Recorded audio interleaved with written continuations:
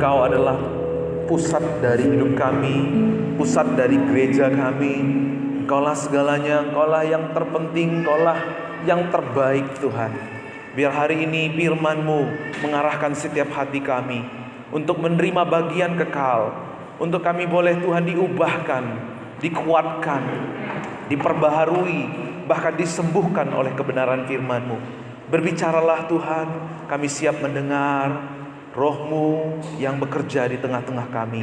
Di dalam nama Yesus kami sudah berdoa. Sama-sama kita katakan amin. Silakan duduk. Salam. Boleh sapa samping kiri dan kanan kita, katakan aku diberkati melihat-Mu ada di sini. Amin. Ya. Nah, saudara, hari ini kita akan bicara tentang apa sih motivasi dalam kita menjalani hidup kita. Apa motivasi terbesar kita selama ini? Saya waktu sekolah minggu pernah punya motivasi karena melihat teman saya mendapatkan apresiasi, dapat hadiah dari gereja karena dia rajin sekolah minggu. Maka waktu itu saya bertekad, saya mau rajin sekolah minggu. Ternyata akhir tahun, biasanya kan Natal itu dikasih kado ya, dikasih apresiasi. Sampai akhir tahun saya sudah rajin sekolah minggu, gak pernah bolong. Ternyata apresiasinya gak ada. Saya kecewa waktu itu ya. Saya juga pernah masuk sekolah teologi. Saya pikir nanti kalau saya masuk sekolah teologi, ketemu dengan calon-calon pendeta yang baik hati, yang hatinya hati hamba gitu ya. Begitu saya masuk di sekolah teologi, ternyata memang di sana tempat hamba-hamba Tuhan, orang yang mau dipersiapkan jadi hamba Tuhan. Ternyata di sana juga ada jenderal-jenderal iblis ya. Ada yang mencuri, ada yang pacaran yang liar gitu ya. Banyak hal. Itu membuat saya pribadi waktu itu kecewa. Kok begini ya? Kok begini? Kok gereja pilih kasih? Kok katanya mau jadi hamba Tuhan kok seperti itu? Waktu itu hampir-hampir saya kepingin mundur ya. Tapi apa yang membuat saya akhirnya semangat? Karena apa yang kita temukan hari ini, kembalikan ke awal. Apa yang menjadi motivasi kita dalam kita mengiring Tuhan Yesus? Kalau kita melihat tadi di dalam Alkitab yang kita baca,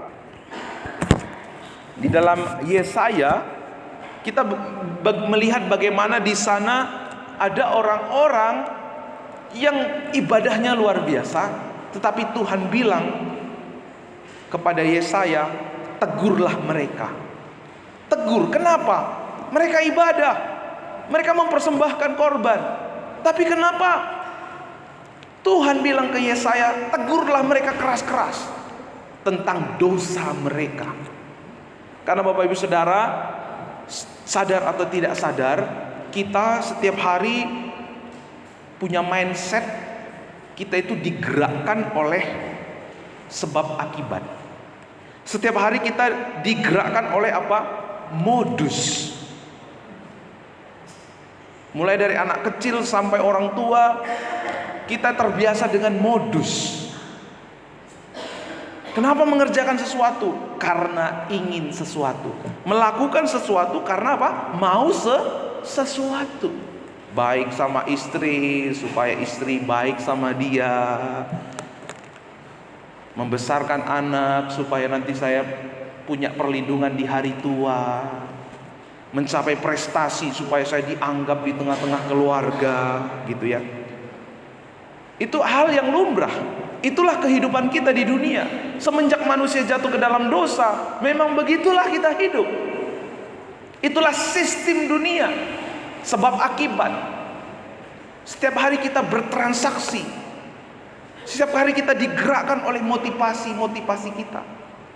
Ya, Abraham Maslow, ini diagram Abraham Maslow, ini kebutuhan kita. Kebutuhan yang utama itu makan, minum ya. Lalu kebutuhan selanjutnya rasa aman seperti rumah, kebutuhan dicintai, kebutuhan untuk diperhatikan, kebutuhan untuk mengaktualisasi diri. Ini yang menggerakkan kita setiap hari. Itu lumrah. Ini menjadi motivasi kita. Tetapi yang menjadi masalahnya ketika ini kita bawa di dalam hubungan kita dengan Tuhan. Kita mencoba bertransaksi dengan Tuhan. Kita mencoba menyogok Tuhan. Tuhan, saya kan udah ibadah. Saya kan sudah memberi perpuluhan. Saya kan sudah berpuasa. Tuhan berkati saya dong. Tuhan, bawa saya untuk lebih naik level dong. Supaya orang melihat saya ini seorang yang wow, seorang yang luar biasa. Inilah yang terjadi dengan jemaat Israel zaman Yesaya. Kenapa dikatakan serukanlah kuat-kuat, jangan tahan-tahan? Karena dosa ini sering sekali tanpa kita sadari. Kita boleh duduk sama-sama beribadah, kita boleh berdiri bersama-sama melayani, tetapi motivasi hanya kita yang tahu. Kita boleh memberi persembahan ketika kantung persembahan diedarkan, tetapi motivasi hanya kita dan Tuhan yang tahu. Ketika orang-orang Israel kita lihat di ayat yang kedua sampai yang ketiga, mereka mencari aku, suka mengenal segala jalanku. Mereka rajin ibadah. Jam doa mereka datang, doa puasa mereka ikutin, KPW mereka ikutin, sekolah minggu yang mereka ikutin, persekutuan di Jabat Tares semua diikutin. Bahkan kalau dia ada acara WBI dia tetap ikut meskipun dia bapak-bapak. Mereka suka mendekat kepada Tuhan. Kalau nyanyinya mungkin ku cari wajahmu. Begitu luar biasa. Mereka datang berpuasa, beribadah. Tapi mereka, saudara, melakukan semuanya itu karena ada modus. Karena mereka berpikir Tuhan yang mereka sembah itu bisa dibeli dengan uang, bisa dibeli, bisa disogok dengan ibadah mereka, bisa disogok dengan persembahan mereka. Saudara, ketika kita melakukan ini kepada Tuhan, kita merasa kita ini adalah gak perlu anugerah Tuhan.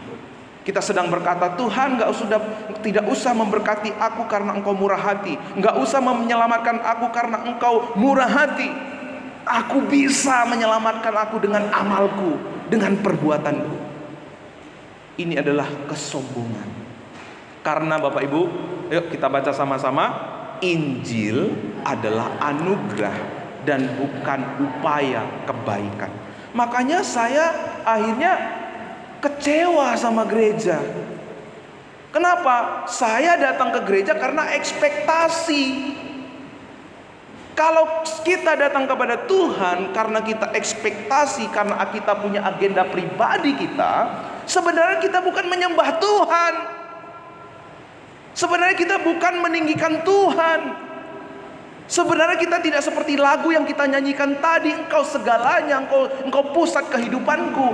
Kita sedang menggunakan Tuhan untuk segala sesuatu yang kita inginkan. Siapa Tuhannya di situ? Kita Tuhannya. Kita kembali ke dosa Adam.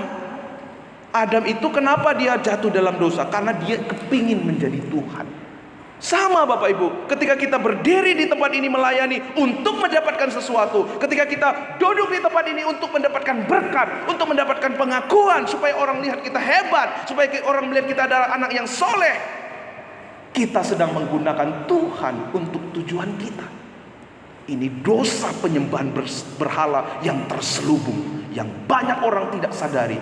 Makanya gereja seperti ini tidak ada kuasanya. Makanya gereja seperti ini sibuk dengan aturan-aturan, sibuk dengan kegiatan-kegiatan, sibuk dengan segala sesuatu yang tidak bernilai kepada kekekalan. Saudara, kita bukan gereja dipanggil seperti ini. Amin. Amin. Kita adalah orang-orang yang datang kepada Tuhan karena kita tahu Dialah segalanya buat kita. Bukan kita menggunakan Tuhan untuk mendapatkan segala sesuatu yang kita ingini. Karena hidup ini adalah anugerah Tuhan. Tuhan mau bilang, kamu orang Israel, kamu ini semuanya kau ada hari ini karena anugerah Tuhan. Abraham dipanggil karena anugerah Tuhan. Israel bisa keluar dari Mesir karena anugerah Tuhan. Israel bisa menjalani tanah gurun karena anugerah Tuhan. Israel bisa tiba di tanah Kanaan itu karena anugerah Tuhan. Jangan lupakan itu. Makanya Efesus 2 ayat 8 dikatakan, karena kasih karunia kamu diselamatkan. Itu bukan hasil usahamu, tetapi pemberian Allah.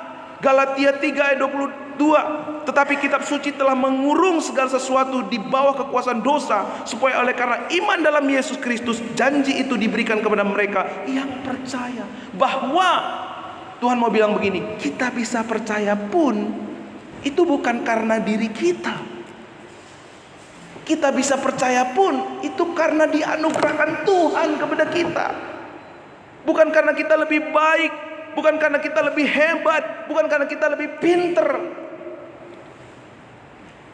1 Korintus 12 ayat 3, karena itu aku mau meyakinkan kamu bahwa tidak ada seorang pun yang berkata-kata oleh Roh Allah dapat berkata-kata terkutuklah Yesus, dan tidak ada seorang pun yang dapat mengaku Yesus adalah Tuhan selain oleh Roh Kudus. Makanya Martin Luther berkata apa? Kehendak manusia tanpa anugerah itu bukan kebebasan, karena akan diikat, diperbudak oleh kuasa dosa. Hanya dalam Kristus oleh anugerahnya kehendak bebas selalu diarahkan pada kebenaran. Makanya saudara, waktu kita menyadari hidup ini adalah anugerah Tuhan, maka kita akan tidak betah dengan yang namanya dosa. Kita nggak akan betah dengan yang namanya kemalasan. Kita nggak akan betah dengan yang namanya kemunafikan.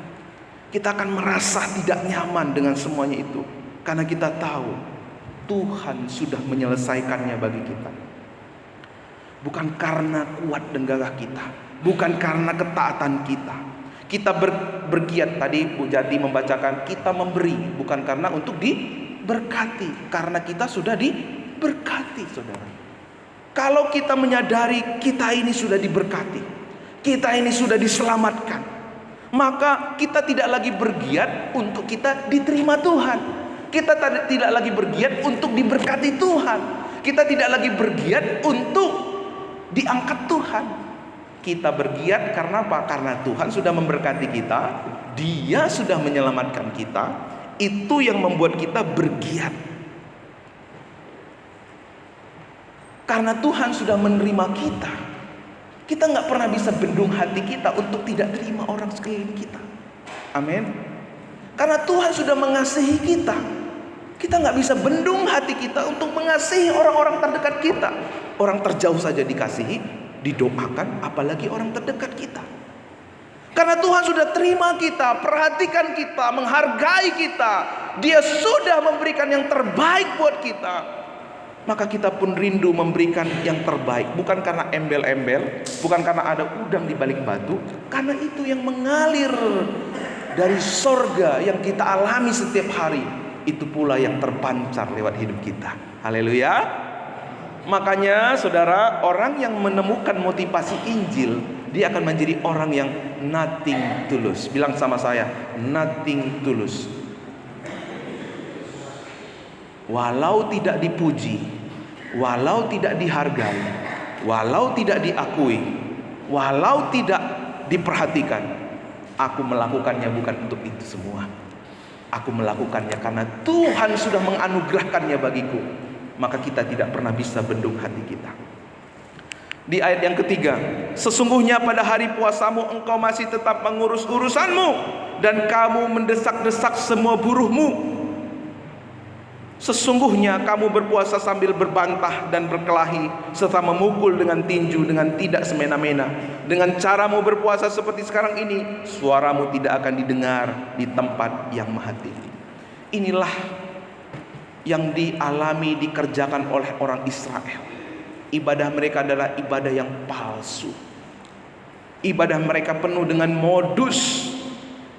Ini paralel dengan apa yang 2 Timotius 3 ayat 1 sampai 4 katakan. Hari-hari terakhir akan datang masa yang sukar. Manusia akan mencintai dirinya sendiri dan menjadi hamba uang. Mereka akan membual dan menyombongkan diri. Mereka akan menjadi pemfitnah. Mereka akan memberontak terhadap orang tua dan tidak tahu berterima kasih, tidak mempedulikan agama, tidak tahu mengasihi, tidak mau berdamai, suka menjelekkan orang, tidak dapat mengekang diri, garang, tidak suka yang baik, suka mengkhianat, tidak berpikir panjang, berlagak tahu, lebih menuruti hawa nafsu daripada menuruti Allah. Ayat 5, secara lahiriah mereka menjalankan ibadah mereka, tetapi pada hakikatnya mereka memungkiri kekuatannya.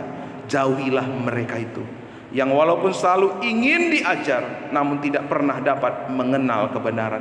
Orang yang datang kepada Tuhan karena modus, meskipun ia rajin ibadah, meskipun dia rajin melayani Tuhan, maka apa yang tadi disebutkan di dalam 2 Timotius ini akan bermunculan dalam kehidupannya. Sama seperti saya, waktu saya mulai, kok saya nggak diperlakukan sama si Anu, dia rajin sekolah minggu diberi hadiah, saya kok nggak rajin, saya rajin kok nggak diberi hadiah. Saya jadi kesel, jadi marah. Saya mulai mengkata-katai gereja itu. Saya mulai mengata-ngatai guru-guru sekolah minggunya. Ini adalah akar, saudara. Makanya gereja yang penuh dengan modus gak ada kuasanya. Kalah. Gosip akan menguasai, menjelekkan satu dengan yang lain, merasa lebih hebat, merasa lebih pantas. Maka gereja seperti ini tidak akan pernah menjadi berkat. Gereja seperti ini adalah gereja-gerejaan.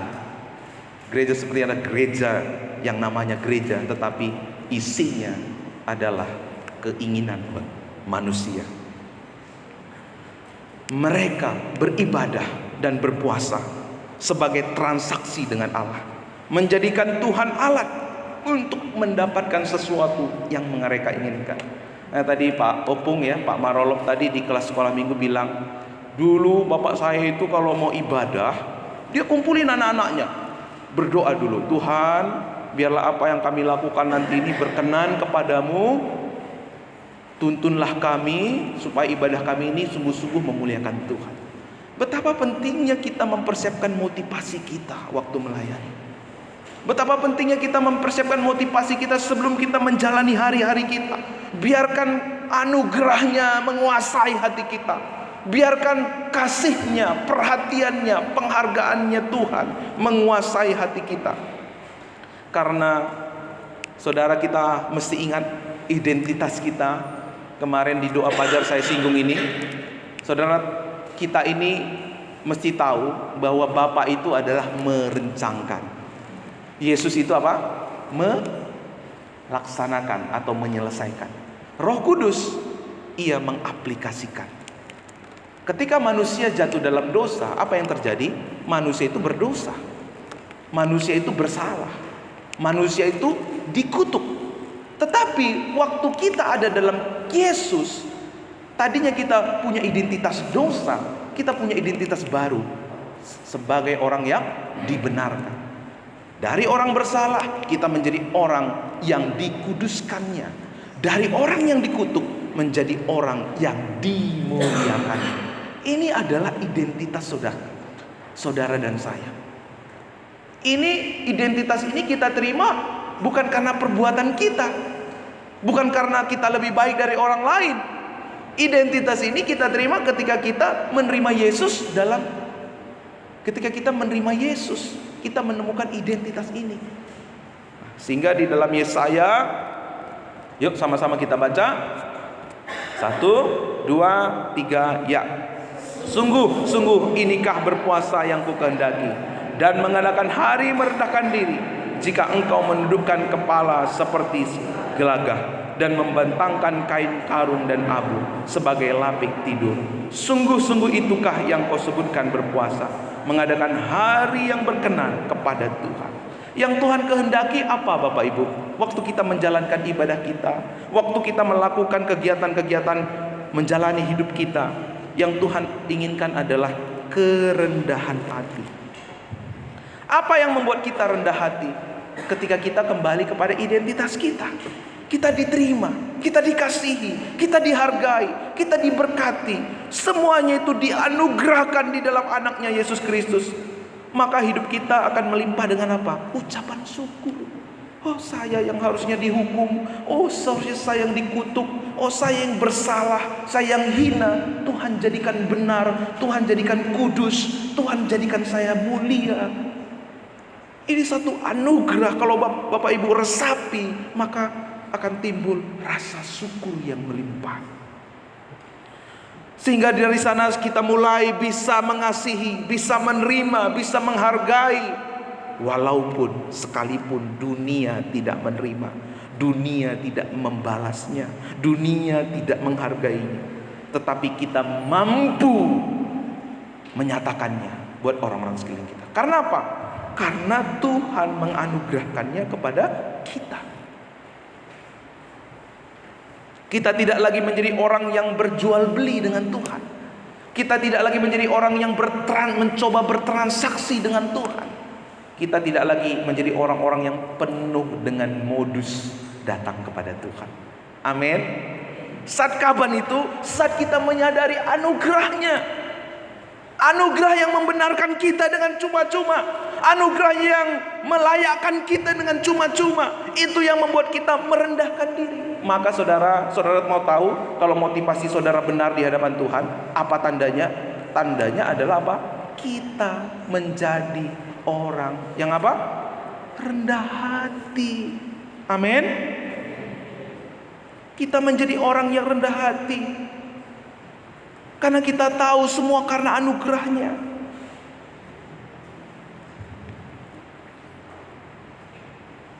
Bukan karena kita lebih baik. Kita ini semua orang berdosa, pantasnya dihukum. Tetapi Tuhan menganugerahkan secara cuma-cuma kepada kita. Jika tidak ngerti ini saudara akan berkata kepada orang yang berdosa, melihat mereka yang tidak seperti yang saudara alami, saudara akan berkata,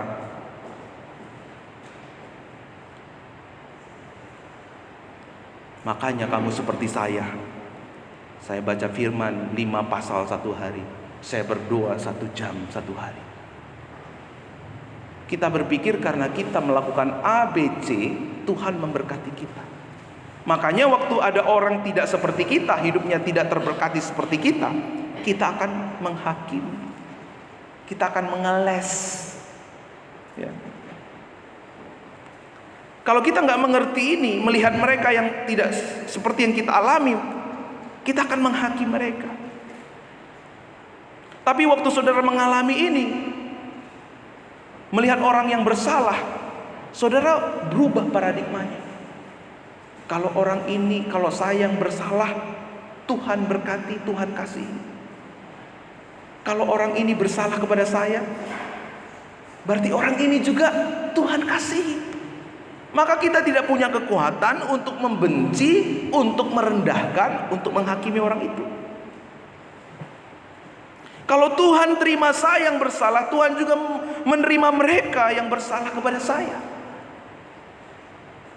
Waktu saudara mengerti hal ini, saudara tidak susah untuk berkata, saya salah, saya minta maaf ya.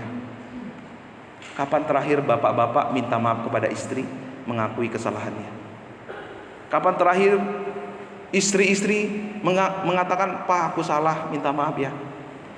Kapan terakhir saudara berkata kepada anak-anak saudara, mama salah, papa minta maaf ya? Atau saudara nggak pernah mengatakan itu? Sulit sekali. Kenapa? Ada kesombongan. Padahal ketika saudara tidak mengakui saudara bersalah, saya mau tanya, orang bisa berubah nggak kalau dia nggak mengakui dia bersalah?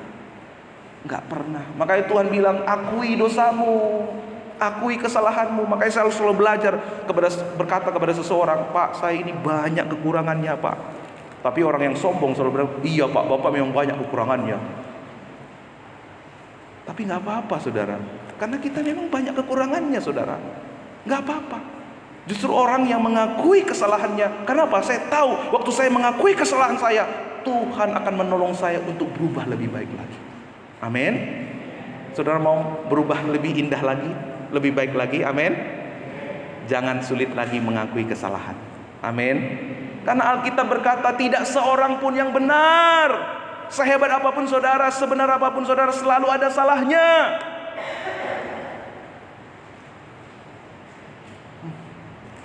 Tapi saudara, kalau saudara tidak menemukan dasar anugerah Tuhan, saudara sulit untuk mengakui kesalahan. Yesaya 58 ayat 6, bukan berpuasa yang kukehendaki, ialah supaya engkau membuka belenggu-belenggu kelaliman, melepaskan tali-tali kuk, supaya engkau memerdekakan orang yang teraniaya, mematahkan setiap kuk. Kalau kita menjadi orang yang rendah hati, belenggu-belenggu kelaliman itu dipatahkan, tali-tali kuk itu diputuskan, bahkan lewat saudara dan saya akan melepaskan orang dari belenggu-belenggu dosa mereka. Amin. Wow, luar biasa saudara. Tuhan memakai kita saat kita merendahkan diri. Orang akan memakai orang-orang yang rendah hati untuk melepaskan kuk-kuk dosa, kuk-kuk perhambaan atas orang-orang terdekat kita. Ketika kita menyadari anugerahnya, ketika melihat orang yang lebih diberkati, saudara akan berkata, Tuhan, kalau Bu Umi diberkati, aku pun Tuhan akan berkati. Kalau Bu Umi Tuhan pakai, aku pun Tuhan akan pakai. Amin. Tapi kalau saudara nggak menemukan anugerah Tuhan, melihat Bu Umi lebih diberkati, palingan itu munafik itu, palingan itu begini, palingan itu, menuduh hal-hal yang.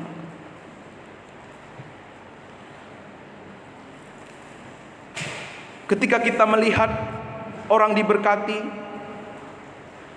kita tidak lagi punya kekuatan untuk iri. Justru ada kekuatan, kalau dia saja diberkati, saya pun pasti diberkati. Waktu kita mengerti bahwa kita ini adalah orang yang menerima anugerah Tuhan, kita tidak sulit juga untuk memuji orang lain, Bapak Ibu. Amin. Kapan terakhir Bapak Ibu saling memuji di rumah? Kapan terakhir yuk? Mengakui kelebihan saudara kita, mengapresiasi mereka.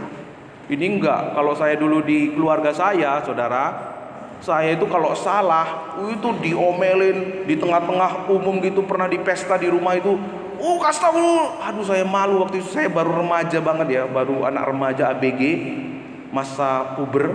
Saya dimarahin di tengah-tengah umum, saya lari ke gudang kamar, saya tutup pintu, banyak tikus di situ, saya bisa bertahan berjam-jam. Dan itu nggak mengubahkan. Kadang-kadang kita suka mencela tapi tidak suka untuk mengapresiasi. Ayo dong, fair dong. Waktu bersalah ditegur baik-baik, ditegur di tempat waktu yang benar. Waktu dia melakukan sesuatu yang baik, dipuji, diapresiasi. Itu harus menjadi habitnya kita. Mudah. Jadi apa tandanya kita rendah hati? Mudah mengakui kelebihan orang lain. Pulang dari sini, akui kelebihan suami saudara. Amin. Akui kelebihan istrinya juga. Bahkan teman sebangku Bapak Ibu hari ini akui, aku diberkati loh lewat senyummu. Aku bersyukur loh punya teman seperti kamu. Amin. Haleluya. Apa bukti bahwa kita memiliki motivasi Injil dalam hidup kita? Injil membuat kita berempati dan berbelas kasihan. Di luar Kristus kita mati, tetap kita telanjang, kita lapar. Waktu kita melihat orang yang belum percaya, kita tidak berkata, biarin, kalau nggak bertobat paling masuk neraka, biarin, mampus aja kamu di situ.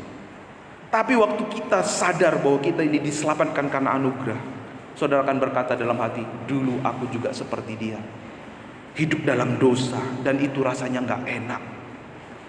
Maka saudara berdoa kepada Tuhan, Tuhan pakailah aku, supaya lewat aku orang ini juga diselamatkan. Itu adalah natur kita, saudara. Kalau kita menghidupi natur kita, kita pasti kepingin dipakai Tuhan untuk menyelamatkan jiwa. Bahkan kepada mereka yang berbuat jahat kepada saudara, waktu saudara dijahati, udah berbuat baik dijahati, saudara menangis berdoa di hadapan Tuhan. Pernah gak saudara menangis di hadapan Tuhan karena ada orang Kristen yang sudah lama ke gereja tapi pembohong, pemfitnah hidupnya? Seharusnya kita menangis terhadap mereka. Tuhan pakailah aku, Tuhan. Si Anu ini sudah lama jadi anggota gereja, dia sudah lama menjadi orang Kristen, tapi hidupnya masih seperti ini, Tuhan. Pakailah aku, apa yang harus kulakukan. Bukan mengata-ngatai, bukan menjelek-jelekkan, bukan menjauhin. Amin.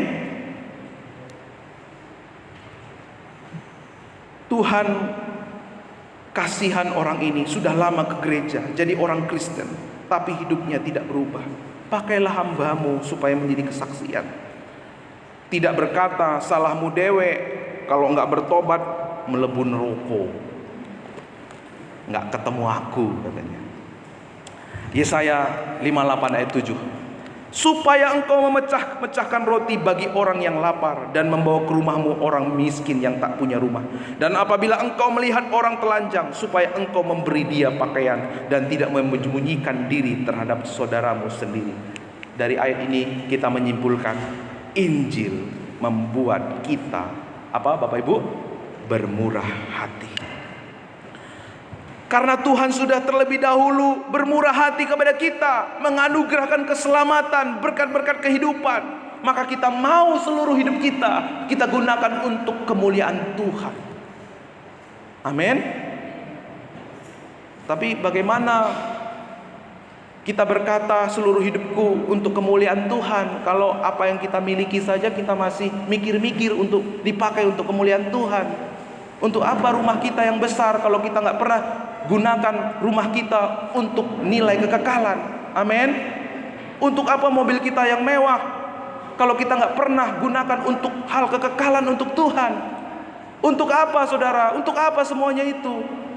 Kalau kita sudah mengalami kemurahan hati, saudara akan rindu, Tuhan, aku punya rumah, aku punya mobil ini, aku mau persembahkan, aku mau gunakan untuk maksud Tuhan, untuk tujuan Tuhan. Bukan saja untuk pamer. Oh, saya ini punya ini, punya itu, punya ini. Bukan, saudara. Ngapain untuk apa semuanya itu, saudara? Semua akan lenyap, semua akan binasa. Kita nggak mungkin bisa jadi berkat, saudara.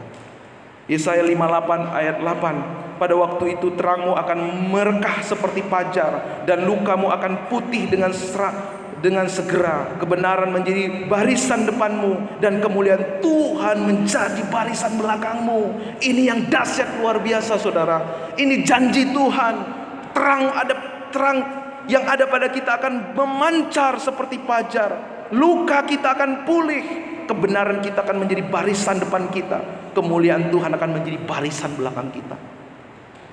Kalau kita menyadari semua adalah anugerah Tuhan, ada hati yang bermurah. Murah, pakailah Tuhan. Tapi kalau kita berkata Tuhan pakailah aku, seharusnya yang tidak lebih berharga dari hidup kita persembahkan kepada Tuhan. Matius 16 ayat 25. Sama-sama kita baca 1, 2, 3 ya. Orang yang mau menyelamatkan hidupnya akan kehilangan hidupnya, tetapi orang yang memberikan hidupnya karena aku akan selamat. Saudara, sedang kita mencoba mempertahankan nyawa kita, tapi waktu kita mempertahankan nyawa kita, justru kita kehilangan nyawa kita. Karena Injil yang kita percayai adalah Injil dari kebalikan dari yang lemah dan yang kuat. Bukan karena kuat, bukan karena kepintaran kita, bukan karena kebaikan kita, atau apa yang kita lakukan, apa yang kita kerjakan. Karena Dia yang kaya mau jadi miskin, Dia yang kuat mau menjadi lemah.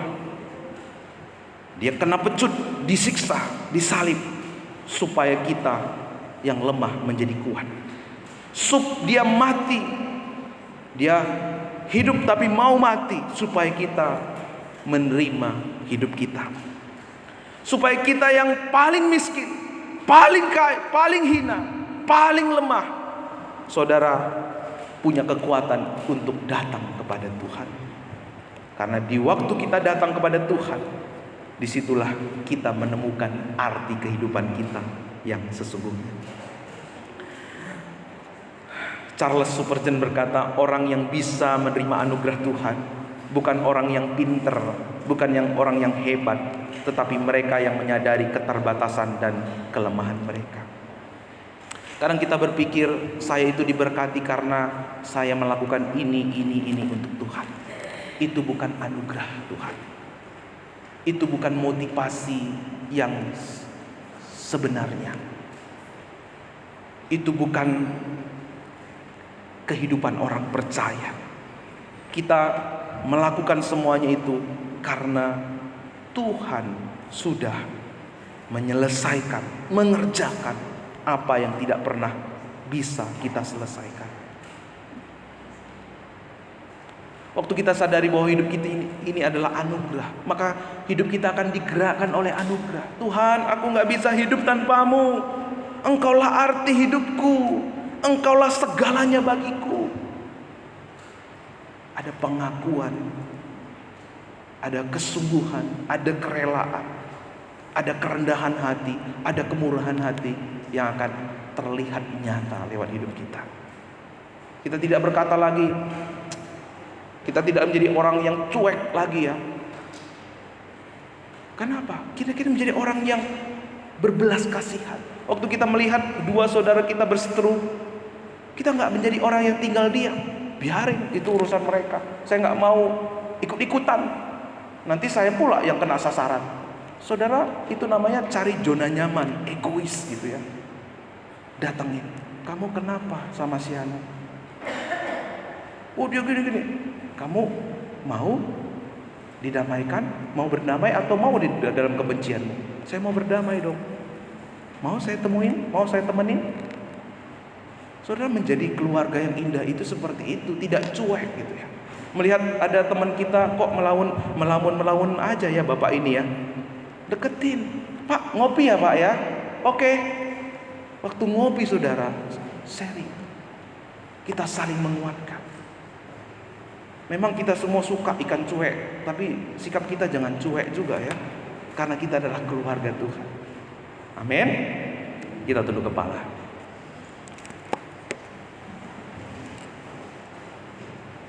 Apakah motivasi saudara selama ini melayani Tuhan?